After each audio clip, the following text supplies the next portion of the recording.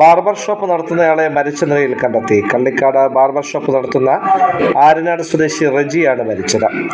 ഹൃദയാഘാതമാണ് മരണകാരണമെന്ന് കരുതുന്നു. വാടകയ്ക്ക് താമസിക്കുന്ന റൂമിലാണ് ഇയാളെ മരിച്ച നിലയിൽ കണ്ടെത്തിയത്. 53 വയസ്സുണ്ട്. കള്ളിക്കാട് പാലത്തിന് സമീപമാണ് ഇയാൾ വാടകയ്ക്ക് താമസിക്കുന്ന മുറി. നേര്ണം പോലീസ് സ്ഥലത്തെത്തി നടപടികൾ ആരംഭിച്ചു. നേരത്തെ ഹൃദയാഘാതം വന്നിട്ടുള്ള ആളാണ്.